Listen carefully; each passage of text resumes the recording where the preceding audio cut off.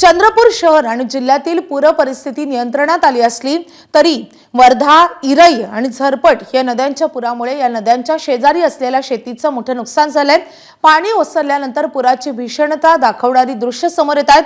नदीचं पाणी किनाऱ्याच्या दोन्ही बाजूला जवळपास 1 ते 1.5 किलोमीटर पर्यंत साचलेलं होतं आणि यामुळे या संपूर्ण भागातील शेतात नदीतील गाळ मोठ्या प्रमाणात साचलाय।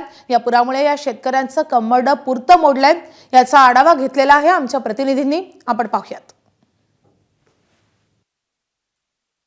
चंद्रपूर जिल्ह्यामध्ये वर्धा, इरई आणि झरपट या नद्यांना आलेला पूर जो आहे तो आता ओसरला आहे। मात्र या पुराची दाहकता किती आहे हे आता दिसून आलेलं आहे। कारण आपण जर पाहिलं तर वर्धा आणि इरई आणि झरपट या तिन्ही नद्यांच्या आजूबाजूला जी शेती आहे ती पूर्णपणे या पुरामुळे उद्ध्वस्त झालेली आहे। आपण सध्या ज्या ठिकाणी उभा आहोत ते हडस्ती गाव आहे आणि इथून आपण जर पाहिलं तर इरई नदीचं पात्र जवळजवळ 1 ते 1.5 किलोमीटर आहे।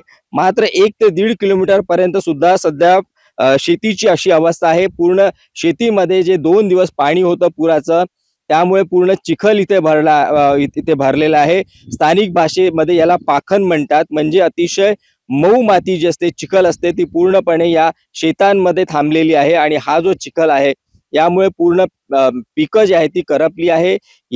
अतिशय पाणी असल्यामुळे हे जे गाळ आहे, हा जो माती आहे, ही 8-8, 10-10 दिवस वाळत नाही आणि जे पीक आहे ते पूर्णपणे उद्ध्वस्त होतं।